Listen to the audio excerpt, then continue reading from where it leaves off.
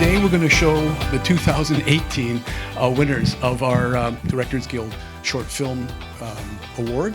And this award is a very generous amount of money. It's about $30,000 in cash to the winning films and $75,000 in services in kind. We have two awards. One is for director members, members who are directors within the Directors Guild, who want to go back and make a short film, try something different. And we also have an emerging film award. Both awards have the same amount of money given, and the emerging award is for anybody who's within our union. So one of the big things I want to talk about today, we're going to have a Q&A afterwards, is for the Guild members who are in the audience or who have friends out there who are Guild members. Please think about applying for it in the years to come. We have the directors here in audience today. We're going to show their two films, Jeremy Lutter and Gabriel Correa. We also have BRIAN MCWHA, who is going to be talking. He won in 2019, and he's going to come up and talk about his experience because he's in the middle of post-production on his. So I just wanted to, and I noticed in our little thing here, the title of our little talk today is How to Pitch. And we will get to that, but I'd like to start with some more fun stuff first. I think pitching is probably, I guess everyone here will agree, probably the most terrifying thing we as filmmakers ever have to do. So let's talk about that last. And I'd like to sort of focus on some of the awesome experience you guys had making these films, things you learned. I mean, there's really no specific question to that, but I'd love to have you guys chime in on how it was. I'm really glad that the DGC made this award, especially in the folding of some things like BravoFact that offered more money than some of the grants to make films like this.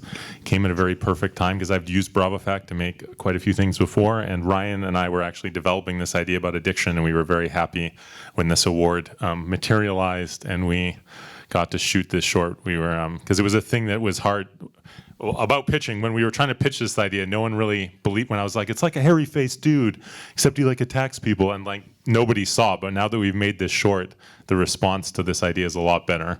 I guess seeing is believing. So. Yeah, and I met Jeremy 8-9 years ago. We were both pitching up at the Whistler Film Festival. They have a similar award up there as well. So you won, I didn't, but it's that was a terrifying award. No hard feelings. It was one of my first times pitching in front of a large group of people. It was terrifying. Yeah, it truly was. I can't even pitch in front of my mom. Yeah. So this award, and I said it earlier, but I should clarify. This is the first time that we've offered this, or these are the fruits of our first offering. We initiated the award back in 2018. Gabe and Jeremy were the first people to be picked, and we did it last year. Brian's film was picked along with Christy, who couldn't make it today. And so their films will be screened next year. We will be having a pitch panel and competition in the fall of 2020. So if anyone, how many Guild members are here today, by the way? Quite a few of you. Okay.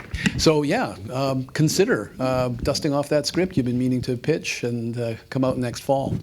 The really awesome part about this award, here I'm going to plug it because I'm here, is the community involvement. There's a lot of in-kind services. I mean, White's came on and gave us a lot of donated stuff, and our art department borrowed a lot of things from Prop House, because when you say things like, I won this DGC award, and they know what it is, it was definitely a community involvement thing that really helped these things shine. Yeah. No, and I've made self-financed a couple of shorts, and also made a short through another initiative we had in the early 2000s called Kickstart. Which was discontinued. The industry kind of had a bit of a downturn, so I think overall extracurricular money that our guild had kind of dried up, and we disbanded that program for about 10-15 years. But it really helps when you have an award behind you or some kind of recognition, so you can say, I'm with the DGC, the DGC award. Oh wow, we'll help. Of course, people will help when you self-finance as well, but you have to explain yourself a bit more, and you do a little bit more work. Right? Whereas with Crazy Eights or awards like this, you come with a steamroller behind you, definitely. So having won the award and got out there to film, what are some of the production challenges? You shot on some location. Where did you shoot, by the way? We were primarily we did a House New West, Deer Lake Park, and that general area, and then a motocross track down in by Chilliwack. Okay. And then Gabe, you shot out of town. Yeah, I that didn't was recognize the main challenge of our show was snow in April. Yeah. So when I'm sure the DGC didn't mean to design this way, but it was the first go around. But we had a strict deadline for delivering the short. So I believe the pitch was in February. I believe it was, and we had to deliver the short by the summer. So between February and summer, I needed to get everything together and film it. And I was on Riverdale at the time. I'm still on Riverdale, but of course you're busy, you're filming. So I was waiting until the hiatus to get this into gear. So hiatus not till April. And so we had to go to Revelstoke to shoot it. And Kevin Leeson and I, we took a day trip to Revelstoke, there and back and forth, same day. So we left at 6 a.m. There by noon, I believe. Had lunch with the film commissioner there, who was unbelievable. Did some location scouting.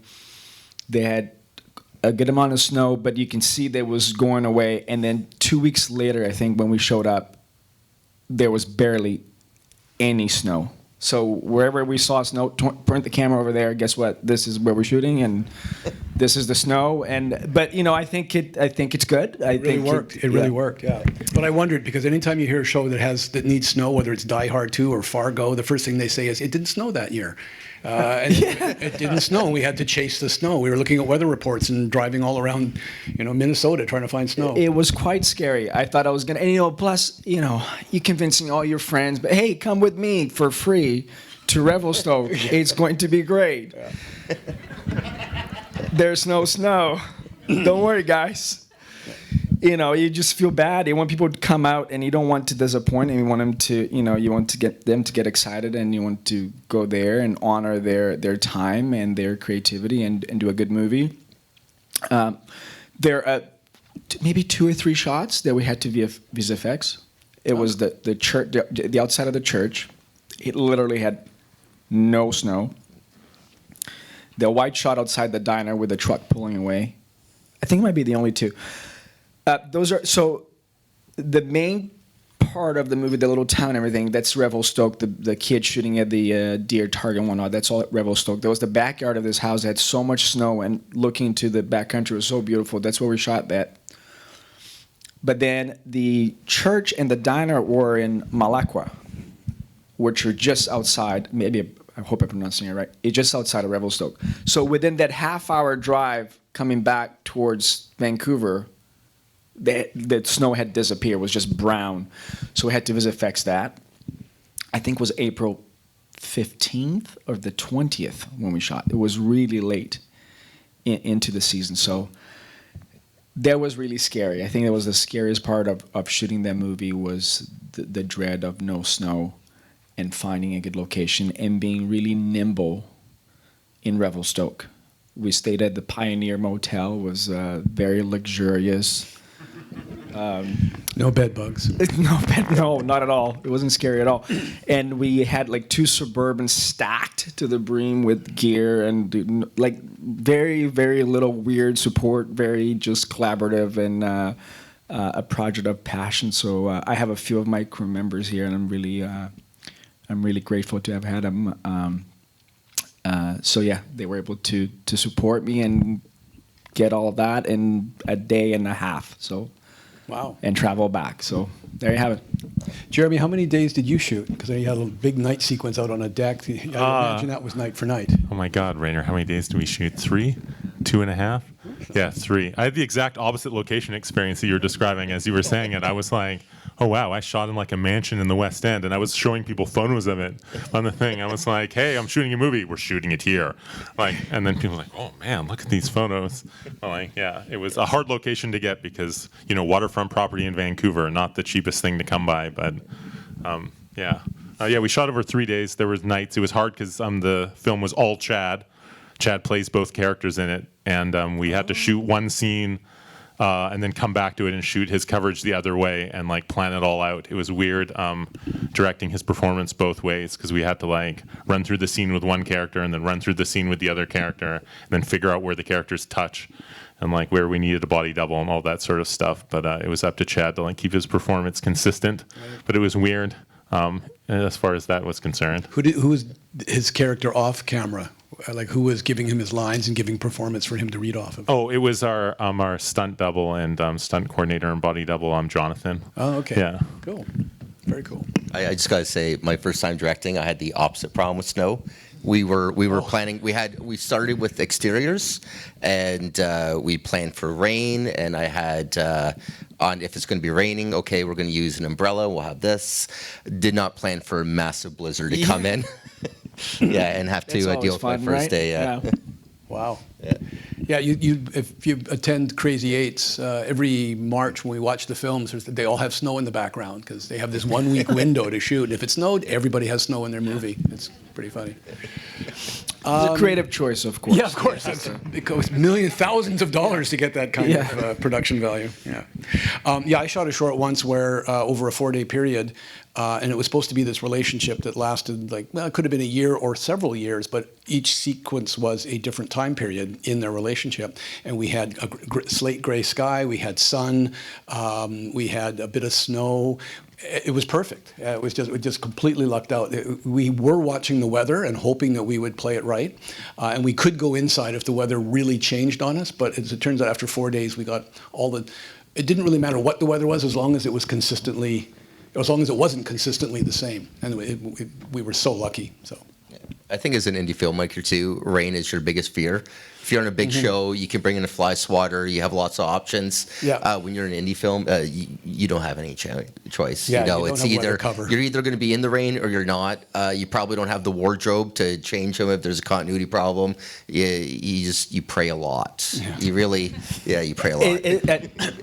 It's the nature of indie filmmaking. You just embrace whatever it is you embrace, right? There's no control. I remember with us, we were running out of time to film in Revelstoke because we filmed on a Saturday, and then we filmed half day of Sunday, and then we're traveling back the same day. So you shot all of that in a day and a half, or minus 3 interiors. Okay. The gun store. Oh, right. The kids' bedroom, and the church. Legion. No, the Oh, church is Legion. there. The Legion type community center / bar. Those 3 were in Vancouver. Right. But the interior of the church, exterior of the church, all the road work, all the exterior in Revelstoke in a day and a half, and all daylight dependent. Right. Yeah. So we were running out of time, and Kevin Leeson, the producer, like, man, I gotta tell you, Kevin's your producer. Kevin was my producer, Is he here? He's not here. He's at TIFF, and very, very good friend, and I was blessed to have him. This movie would not have been You're still made friends? without him. We are. I think I'm forever in his debt now. And Kevin said, "Listen, man, I hate to do this to you, but I can't have people driving back super tired. It's not safe." And I'm like, I hear you.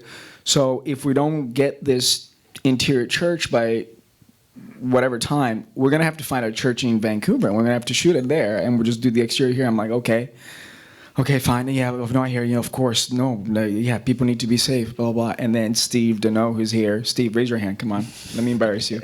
Steve, our director of photography, camera operator, artist extraordinaire / director, do it all. He came to me, he's like, "Gabe, listen, I really want to shoot the interior of that church. It's so beautiful. I want us to do it. I won't light. I'll just expose to the windows. We'll get the movie in there. Let's do this." I'm like, yeah, Steve, you're right. Let's do this. So for anyone that's not familiar, what's a movie? The movie it's similar to a Steadicam. It's a rig on a gimbal. Right. Steve is a magician with it. And when we went to Revelstoke, we talked about not being able to bring any dollies, and we didn't want necessarily a handheld look. And so Steve said, "Hey, I guess it's me in the movie 24/7." And I'm like, "Yeah, Steve." Cool. So that sequence, when we got to the church, I told Kevin, let's skip the outside, let's go straight in. He's like, are you sure? Yeah, let's go straight in. And by then, the sound mixer had to have gone home. He traveled back to Vancouver. He's like, I got to go back. I'm like, okay, give me the mix. Give me the mixer. So I was holding it like a boom, and the headphone. No script supervisor, no first AD. It was me, Steve, and Isaiah, who's here too, focus puller. The three of us and camera in the church. In half an hour, got all of that. We just kept the camera rolling. Going around, exposing to the windows. And I think it's one of the most beautiful little lit sequences of the movie. And then Steve and I talked about this, embracing natural looks. Embracing. So I think when you faced with adversity, you embrace it, you make it work for your story, and you keep shooting, baby. I was... Keep shooting. For natural lighting, so we were in Deer Lake quite a bit, and Susan Ray, who was liaison for Burnaby, she's watching us, and she's seeing the monitors and see what we're shooting, and seeing that we're doing with natural light or maybe a flop or maybe a little bit of lighting, and she goes, how is it that every other show needs 2 truckloads to be offloaded to do it when what we're doing is just as beautiful as what a full team would be? And I think with especially with a really good DP, I was fortunate enough to have a DP that has a lot of history in doing documentaries. So used to setting up on the fly, doesn't have time for a turnaround, has to capture those moments, and just being able to look at it and say, okay, this is actually lit to how it should be. All we have to do is just adjust ourselves a little bit to capture that, and just being able to do that and get something that you'd think that, there'd be a $5 million production behind it. Absolutely. Yeah. Yeah, there was this gorgeous sunset that Naeem, I think, who's here, the DP. We were shooting and we saw it, and then as soon as we saw it, we were like, okay, we need to shoot this. We're switching. We're shooting something else that faces this way. And you pulled the script and you're like, this one. We can make this one face this way. And then we ran up to the bedroom and shot a scene where he was on the phone and shot it the opposite way, I was thinking, because the light just looked so nice coming in through the window. But it's definitely about capturing those moments with natural light for sure. Absolutely. So I'm wondering about the prize, the money that you guys got, and the services in kind. So it was a $30,000, which sounds like a heck of a lot of money. Kyle last night, Kyle Rideout, was telling us he shot his first feature. He made a short, won $40,000 to make his next short, and he went, no, I'm going to make a feature, and took that money. So you think, well, $30,000 must be a fortune to make a short film, plus all the services in kind that the equipment houses would offer. How did that go? Did you... I'll save my experience for last, but was $30,000 more than enough, not enough? We never seem to have enough in this industry. Well, we live in the most expensive part of the North America, so I don't know, $30,000. I think put another zero on the end of it, maybe. But I'm honestly, the people aren't working at the rate they should be working at, and we're getting a lot of favors. So it was great to have that amount. If it was less, it definitely would have been really, really hurting for sure. So I'm glad that it was it was $30,000 was enough to shoot a short for sure, but it's really the community at that point, because an actual short film would probably cost $100,000 more easy if you were. Oh yeah, for sure. Yeah, it doesn't matter how much you have; it's never enough. Yeah. And that's not being greedy. We just want it to look as good as possible. Yeah. 100%. I also.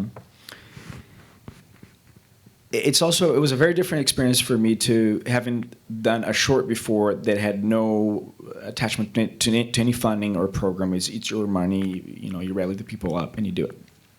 So when I thought, $30,000, oh my God, that's a lot of dough. This is going to be amazing. Techno crane, bring in the helicopter. We're going to go to Revelstoke. It's going to be awesome. But then you quickly realize that because now this is part of a program and it has a DDC attached, there's steps that you need to take to make this more like a professional endeavor than you and your friends. Like if I had $30,000 and my buddies and we're shooting a movie, I could shoot 5 movies probably. Yeah. But insurance. You got to pay for insurance. Oh, we have to incorporate. Oh, okay. WorkSafe BC. Oh, yeah. Oh, that makes sense. And contingency? Oh, okay. Oh, marketing. Oh, like 2,000. And then the next day I say, hey, Kevin, I need an axe. He needs a hatchet. We can't afford that. Oh, okay. Do you think the Christmas tree? Do you think if we have like 2 for take 2? No, we can't afford that. He did 1. But we had 30 grand. He's like, here's the budget. I'm like, oh my God. So.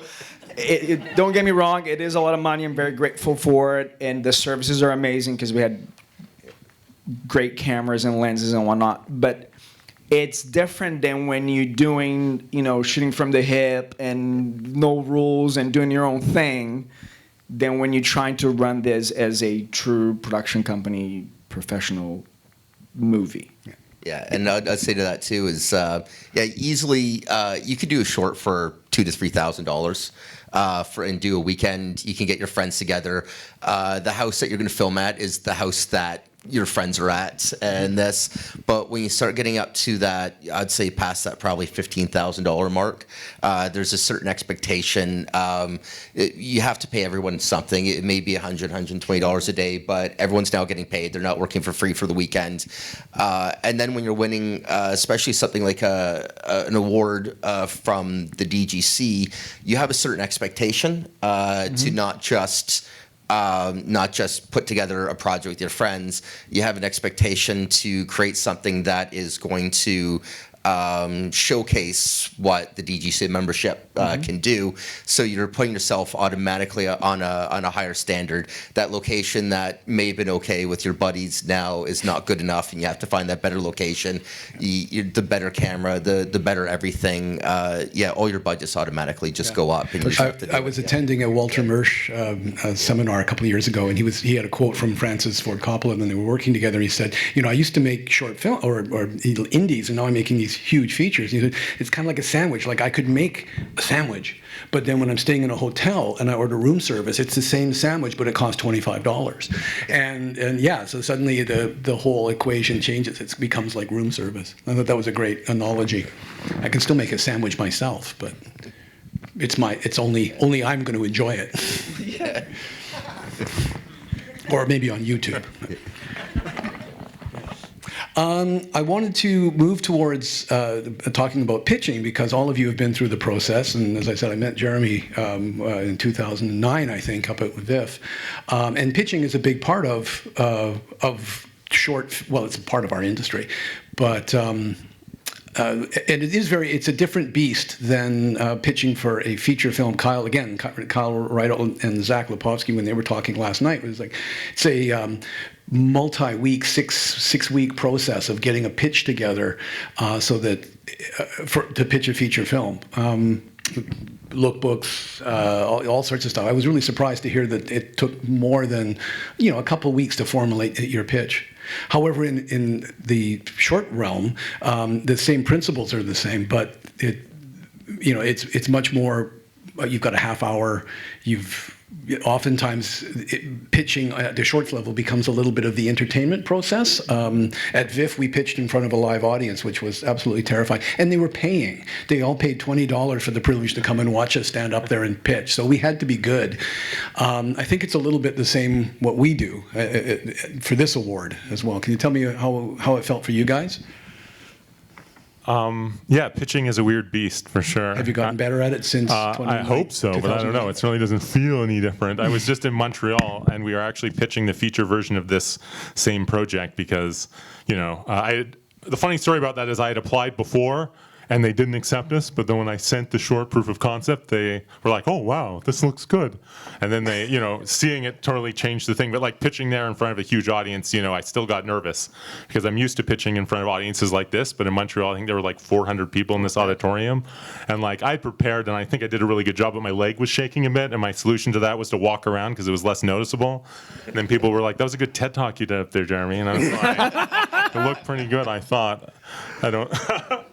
Yeah, I thought the best thing you did off the top, just like as an icebreaker, like you're rather tall. I don't know if you guys noticed before you sat down just how tall Jeremy is, but you got up on stage, you went, "Yeah, I'm tall. Okay, let's," and everyone sort of laughed with you, and then you went into the whole pitch. I thought that was great. I have to be reminded about how tall he is every time. there's I'm the picture. 6'7", if anyone's wondering. Yeah, yeah. 6'7". So there's the picture of the two of us that they took out, and when we won the pitch, and then I looked like a 7-year-old child next to Jeremy. It's true. It's absolutely true. I look like a bearded toddler next to Jeremy, and people make so much fun of me at work. On Friday, I'm doing this scene. I come back to my office. There's a framed picture of me and Jeremy, and people are like, "Hey, is that your father?" So I'm just saying. People say that's a really great perspective trick there. Yeah. I'm just standing next to him. Gandalf. Yeah, if it makes you feel any better, I'm 5'8". The person that won next to me is Chrissy Wolf, who has to be, I'd say 5'11". So standing, next to her, where I'm about here on those photos, I know how you feel. Yeah, very intimidating. About You got to bring pitching. apple boxes to these shoots, man. I We can know. even miss out. So embarrassing for me, anyway. Pitching. This project, that Beautiful Gun, is a script from a very good friend of mine, Jordan Carew, and he wrote that right out of film school in 2003, I think. So that's how long it took us to get this done. And we did the same. I think it was the MPPIA. We tried the same program that you won. Up at Viv, yeah. Whistler. Whiff, I should say. Yeah. Whistler. So we submitted that. I can't even remember when it was. 2008 or 9, a long time ago. And we were one of the finalists. So I went there and did the thing, the pitching. And what they did there is that the night before, I think the day before, you went into the theater and you get to do your pitch to one person. And they'll give you feedback.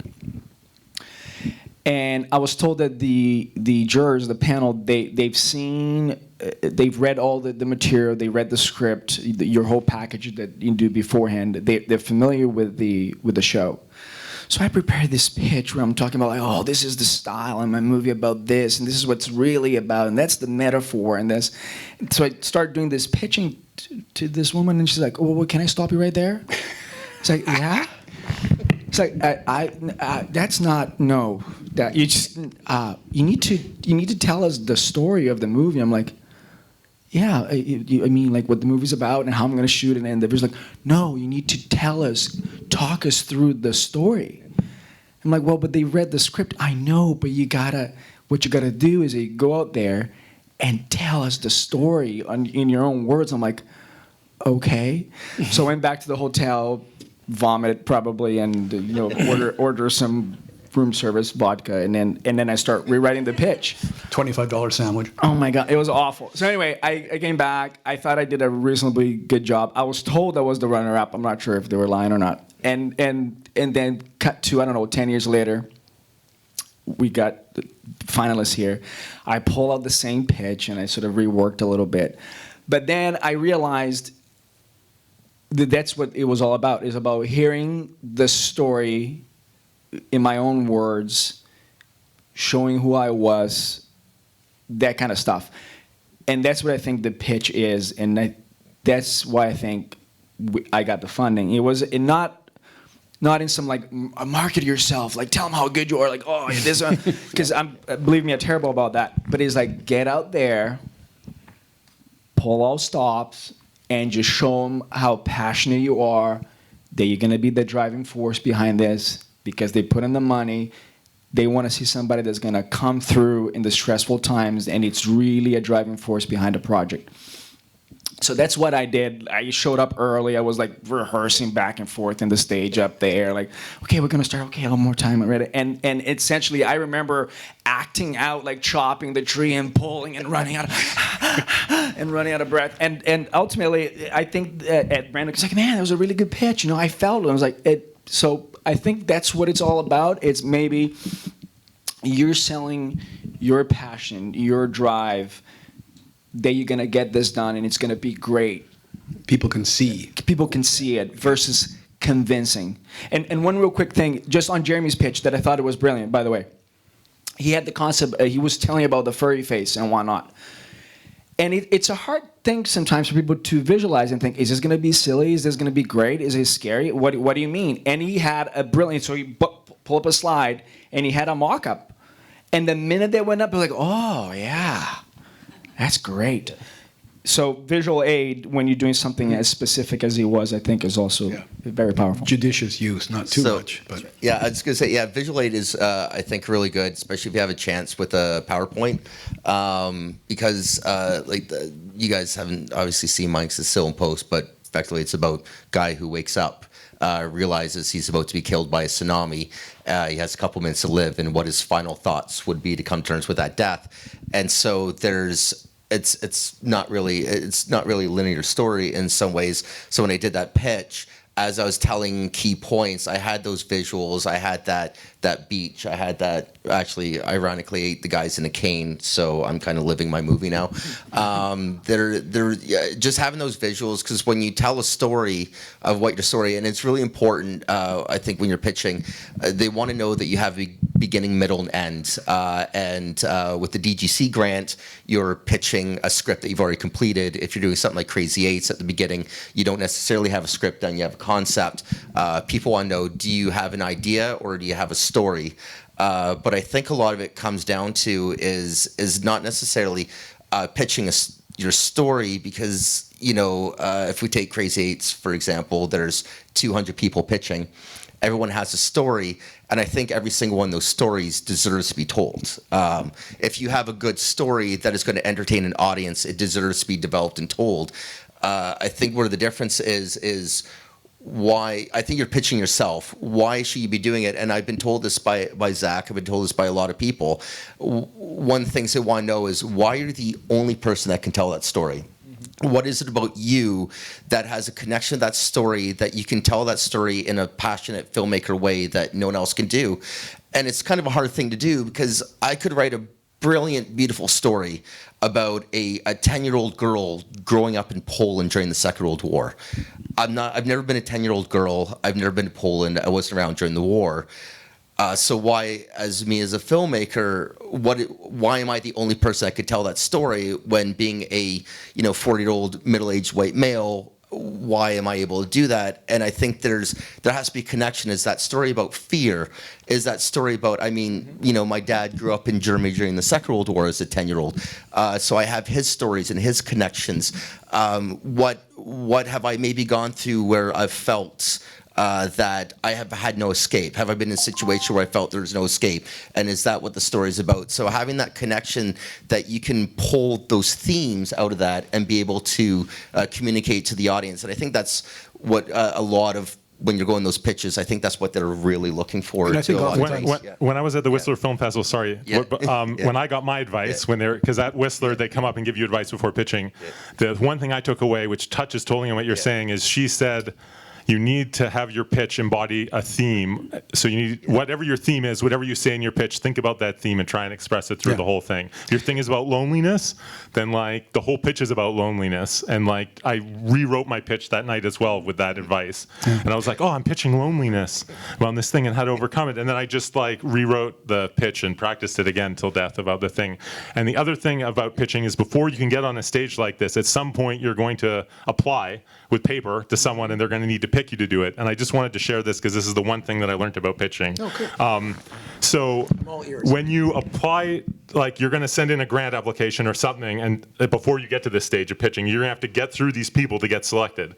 Now, when I first started doing this, and I was super naive, I pictured this, when I would apply to grants and things, I would have this mental image I was sending this to the Supreme Court of Canada. And it was going to be these judges, and they're going to be sitting there and deliberate on it, and they're going to take it very seriously, and they're going to be assisted suicide, is this good or bad? We're going to look at all the evidence, and we're going to ponder this for a few days. And that was the image I had when I was writing these grants, which is totally not true at all. I have sat on a few adjudication panels, and it's full of filmmakers, and it's way more laid back. And now I think, okay, so the people on these filmmaking panels, they are just doing this for whatever reason. And so now I picture, when I write this grant, I no longer think about the Supreme Court of Canada, who I used to write to, and now I'm writing to the most bored person in the entire world, who literally probably doesn't want to be there for whatever reason, or he's just doing it to see what it's like. And I picture this bored person, and I need to get them excited about this. It's not about supplying facts. It's about making this board person excited about whatever your thing is, and you probably only have like a few lines to do it, or something to be honestly true. So I spent a lot of time like working on the beginning of the pitch, and that was the one thing that I think I've learned about pitching. I can pass one thing on. That's there really it good is. point. Yeah, all those people that are there. It's not that they don't want to be there, but there's like 20 different scripts they have to wade through. So You get like a make their stack job of, easy. just picture a stack of 100 projects, and like I thought that it was like, in my brain it was like, oh, I just need to be like the gold thing in the haystack and they're going to find it. But no, it's that they're looking for a reason to say no. They're like, oh, I have 100 of these things, like I need to like get through them somehow. Anyway, and it was just helpful thinking about that. And there's a lot of paperwork that can go to some of these pitches. Like when you're doing your application, they want a lot of different things. It's quite an undertaking. It's not just writing a script, but all the paperwork that goes into your application just to get the pass. And yeah, they do have to go through a lot. So there's maybe an idea that you want to say more, you want to write a lot, you want to put down a lot of ideas, and you're never getting to the point. And maybe someone looking through this, that if you're doing doing an outline that you could do in a couple pages, you're like, well, I'm going to give them 5 pages, so I'm really into it. Mm-hmm. You may sell yourself of you're not really focused, or B, I'm on page 2. I have no clue what's going on right now because you haven't got to the meat and potatoes, and they kind of want to pass you on. Yep. Yeah. It's all about the editing. Yeah. It really is. All your good ideas, and then distill it down to, basically they get it right away. I would have written you a shorter letter, except I didn't have time. That Bingo. kind of, yeah. One of the things I just wanted to share my experience at Whistler with Jeremy, because we were told that we'd been shortlisted, and we went to a thing down at the NFB. They met us about 2 weeks beforehand, and we went into a room, all 4 of us, I believe there were, and we all basically got to pitch in front of whoever was at the NFB who was there. I forget their names. 2 women, and I was amazed. I stood up. I thought I knew my story. I wrote it, a damn thing. I should have been able to say what it was about, and I couldn't get it out. And nothing is harder than trying to explain to somebody oh, hang on. So there's this girl, and she's in a doctor's office, but she's talking to the camera. Well, before I go there, I just have to explain. And I was watching the face of the woman go, and nothing is harder than trying to come back from that when you realize you've lost. She was very polite, but you could see the confusion in her eyes. And I realized I blew it. And on some level, we all blew it. All of us did a terrible pitch. You can speak for yourself. It was a train wreck. It was a train wreck. Bad dress rehearsal, good performance. Yeah, it was great because, they basically took us with enough time to then get our act together. And we met up at Whistler the day before we were to pitch. It was a Saturday, so we met on the Friday afternoon. We went through with Sue Bealey. And I was better, but I was by no means there. Spent the whole night lying in bed, running it over in my head. And just like as soon as I would stumble in my head, I would go back to the beginning and I would run it through and I would run it through. And we went in the next day, and then we were up. We did a lottery, and I think I was first. And I realized, if I do say so myself, I think I did a good job. And at that point, as I walked off the stage or walked off to take my seat, I realized I don't care if I get the film. I actually did a good pitch. If I get the prize, that'll be a bonus. But in that moment, I did a good pitch. I know I did. And if someone else gets it, it's because they did a better job than me, or the jury liked the other scripts better than mine. Mine was sort of a psychological thing. So maybe if they like comedy, they're going to go with one of the other ones, which they did. Anyway, at that point, if mic drop wasn't a thing, but if I could have, I would have gone kaboom, because I was so happy in that moment. Leslie Wooten, who was running it, called me later that night and said, "John, we're really sorry. I'm so sorry." But I'm like, it's okay. I'm out for dinner. I'm having a glass of wine with my wife. We're having a great time, and you can't spoil this because I've had a great day. And she was like, "Are you sure?" So really make it about the pitch. Don't make it about the film. If you're thinking about, they've got to like me, you're not focusing on the right thing. So the zen of it, I guess, was my takeaway. Yeah. Indeed. And one thing I'd say too, if you're doing a pitch where you have the Q&A part, when they have a chance as a Q&A, and I have seen some other pitches, knowing your technical stuff, even if that's not what it's going to be, knowing what camera you want to use, what kind of lighting, what kind of tone, what kind of actors, what kind of word, like some of the small things that reality is when you actually get in the development process and you start bringing in a DP and all those people, it's all going to change. But having at least, if they ask you a question and you have no idea, you can say we haven't got there yet. That's fine. Making it up and babbling on, they will notice that a lot. And I almost and it doesn't. The answer doesn't even necessarily be that technical, but you need to have a concept of what it is, right? So, because ultimately, I think what they say, like, they don't want. Is this person gonna fail? Like, you know what I mean? It's when the rain comes, when the sun's on the other side, when the snow's not there, is that person gonna fail? And I think those are all little tests when they say, well, tell me about this. I don't think they expect you to, like, oh, yeah, this Leica lens is there. You know, they were super fast. The f-stop is, I don't think it's that. But it's like, here's my vision. This, so I think you should, like, those are the movies. If you're not quite there, you just, but that drive, right? Yeah. That drive and knowledge so that you can communicate with other department heads. And, of course, you're going to bring to the table, you're never going to be, have all the good ideas yourself, you know what I mean? Like, we're not Orson Welles. That's just the reality of it. Yeah. I'm conscious of the time. I think you guys have heard a lot of what we have to say. I'd love to open it up to questions. If there are any, we've probably answered every question you had. But please, if there are any questions, we've got microphones here on both sides of the aisles. Does anyone have a question for us? Wonderful. Hi guys, congratulations. I have a question for you, Jeremy. It's like a technical question about the boat and the water and sort of how you pulled that off. What was, because there was a dummy and then there was a vis effect, I think, and then I'm just. I shot a short film before called Floodplain, which actually stars Cameron Bright, who's the star of the other film, and we shot it all in the water on the raft, and we shot underwater. And the one thing that I learned about shooting that was I never wanted to do that again. Yeah. And it's all visual effects, everything. The boat is completely green screened. Well, yeah, because I was watching. And the underwater is completely green screened. And I just thought like it would work because like it's a similar idea to like shooting in a car, right? Where you put the green screen outside the window and you just need to put a plate. I mean, it was a little trickier than that, but yeah, because when you actually shoot in the water, you have no control of everything and it bounces and you'd never get a clean frame. And then you're not worrying about performance, you're worrying about like just other things. So it was all fake. I don't know if that was a question you were asking for. I was sitting here, I was like, okay, that's good. And Gabe, beautiful film, and I wanted to say, I think that I loved, you guys shot part of it in Vancouver, but part of it in Revelstoke, but you did a great job of making it feel like a small town. Like Thank you. The production design and all of that, and the Legion and that feeling, it all came together. Felt like that. Thank you. And then sort of to tie into your story about the Polish War, I grew up in Sao Paulo, 20 million people in Brazil. Like this couldn't be more remote from how like my world and how I grew up.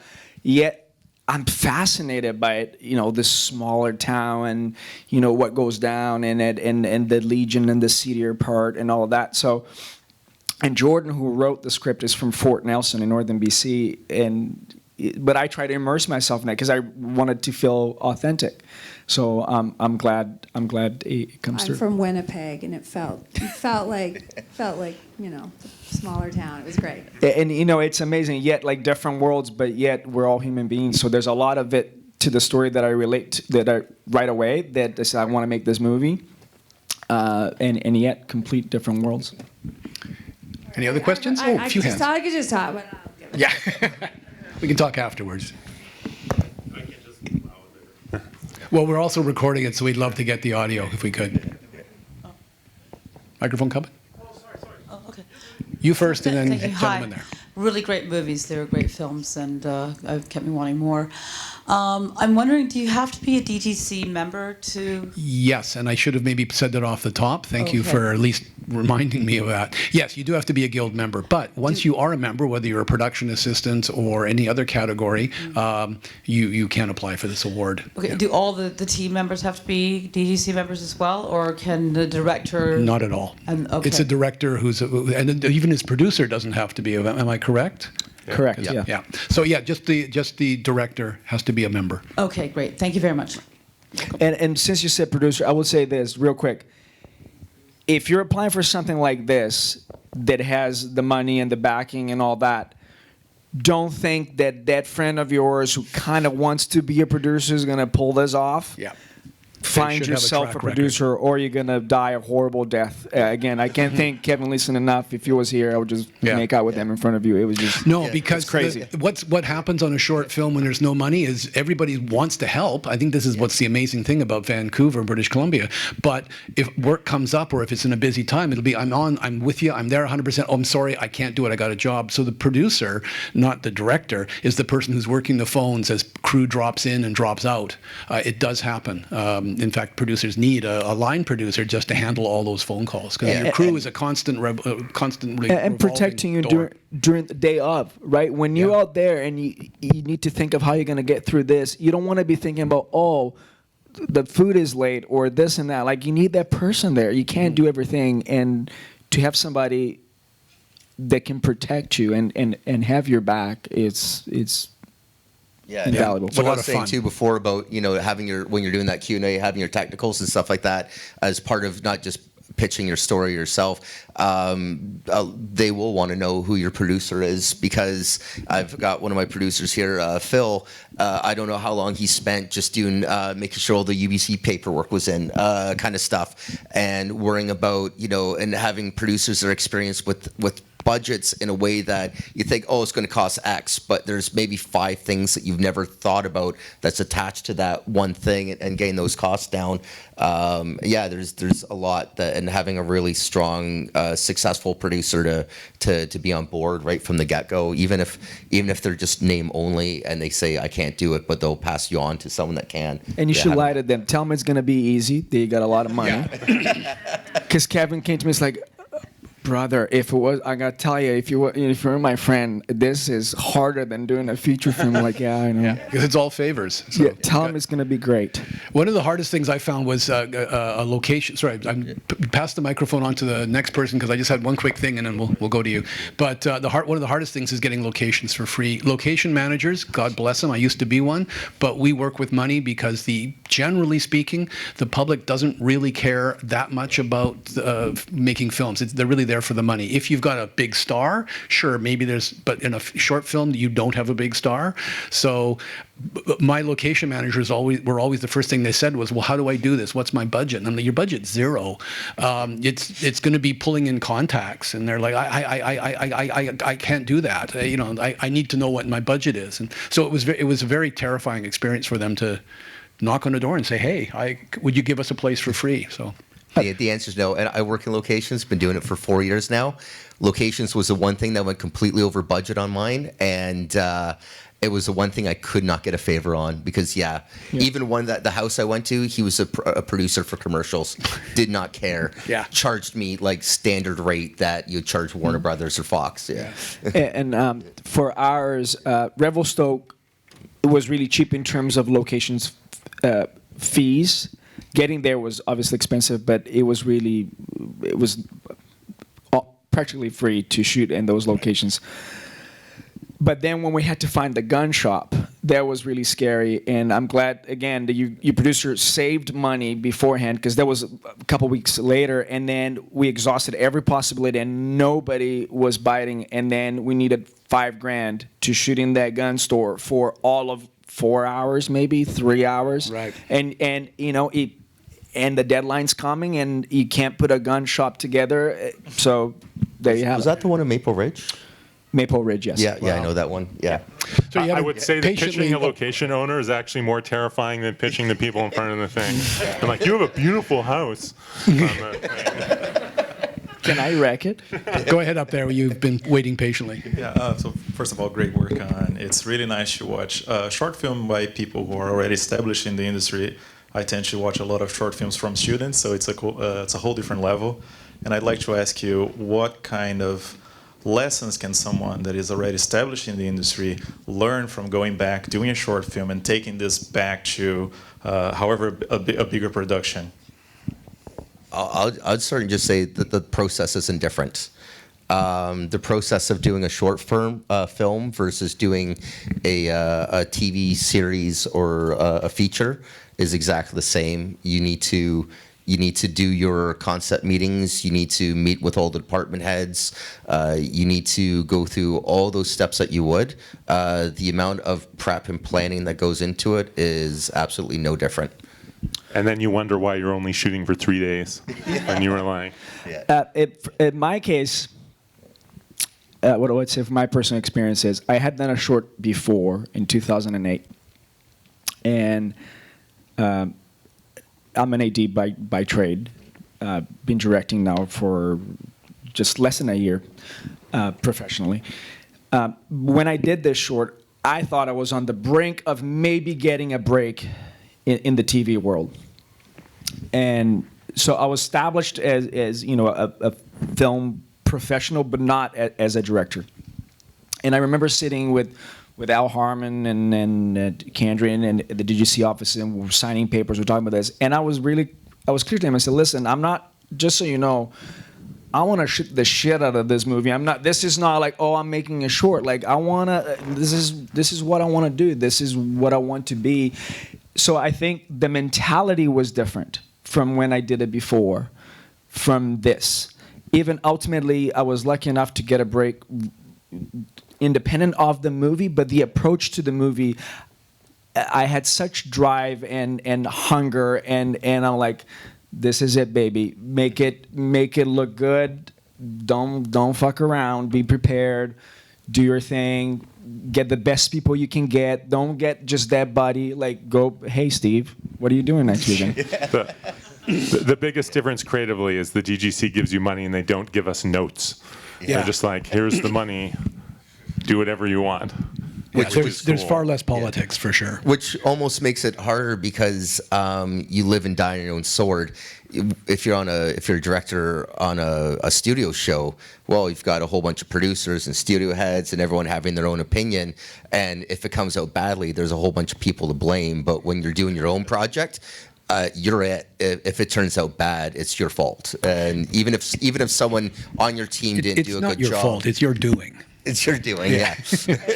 But the other side of that, because I remember you're faced with these tough decisions. You're shooting, you run out of time and whatnot. And I remember, like, I'm just give you a very anecdotal thing. When we're shooting the Legion, it's the British ex-servicemen on Kingsway, and they have this framed vintage a picture of Queen Elizabeth with a British flag and a Canadian flag, and I thought that was a really cool touch that differentiates a small Canadian town than small town U.S., like a British presence. The Queen, like, you're not gonna walk in a bar in Oklahoma, Minnesota, Montana, and you're gonna see a framed up picture of Queen Elizabeth. That's I think a very Canadian thing.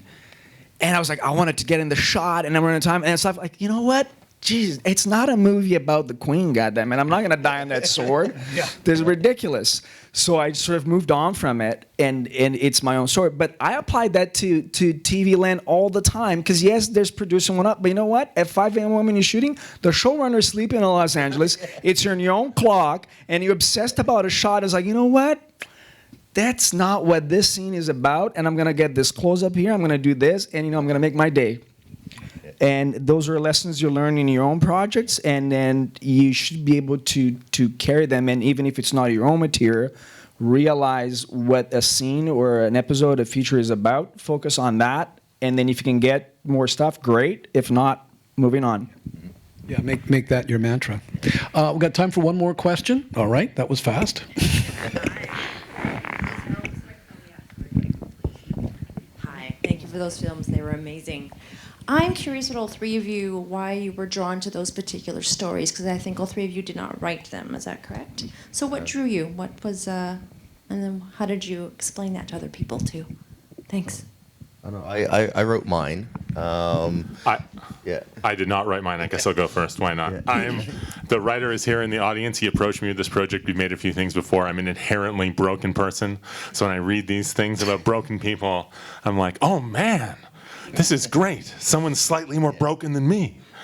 The thing. And So, I mean, addiction, our thing is about addiction, and addiction has touched my life in a very serious way with a lot of family members and people that I've known, and it was a thing that I absolutely had to make, and Ryan and I are developing it into a larger thing.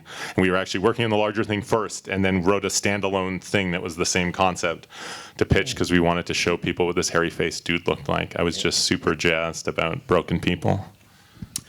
I did not write mine as well.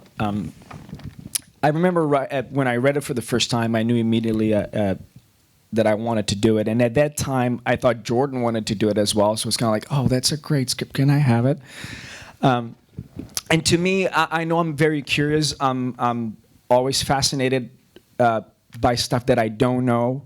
And when I read that universe, I'm like, damn, I want to know more about it. Like, what is it like to grow up in a place like this? You know, where everybody knows you, where it's dark 6 months out of the year, and all those things. And there was an element of this sort of anti-hero, this person on the margin of society, a gay man or somebody that perhaps even at the time doesn't realize that he's gay. And not only gay, but different, but fancies himself a big city type of person and whatnot, and all those things, and I was just curious about it, and that to me, that's what drives me, is curiosity. Like, man, I wanna be immersed in this, and I can relate to that. Who can't relate to inner struggles and whatnot? So whenever I read a story, I think of the characters, and whenever you have this strong anti-hero pushing through some adversity, that's a story I want to tell. Yeah, and I kind of came from a totally different thing. So I basically was at work. I was bored. I started writing just like movie titles, and then just a random title that sounded cool, and then I just wrote like 1 or 2 sentences. What would that movie be about this? And I had maybe 7 or 8 ideas, and this was one of them. They kind of sat on the back burner, and then I had maybe 3 or 4 short scripts that are already written, and I was doing decided I was going to apply for this. And what basically happened was I thought, okay, those scripts are great. Those scripts that my friends and I can do. I want to do something that if I'm going to ask the DGC, or basically reality is I'm asking my fellow members, because it's paid for by dues. If I'm going to ask my fellow peers and members to give me money to make something, it better be damn good, and it better be something. And so I had this one that I remembered. I was like, oh yeah, I came up with that idea. I got really drunk at the bar, wrote it in like a couple hours, and thought, oh, this is really good. I was actually, I'm sitting there just crying. I'm like, this is so sad, kind of thing. But what ended up happening was I thought, okay, this is a really neat concept. It's really, really bold. If you're going to make a short and you're going to ask for money for it, it's a really bold idea. I ended up falling in love and actually getting a lot more meaning from the script as I was getting through the pitching process, like as why is this important to you, what kind of your themes, as I was trying to discover what the answers to that were, I actually started falling in love in that script and actually becoming a believer of it on why I thought this is a really important story to be told. What was the title that inspired you to write about it? When you said you came up with an idea for a title. Yeah, I mean, it's called TSUNAMI Falls. I don't believe that was the original name for it. I can't remember what the original name was, but the concept of a man waking up and finding out he's about to die from a tsunami was kind of what I came up with, and then I think TSUNAMI Falls came afterwards. I thought it was kind of an elegant title. Thank you all very much.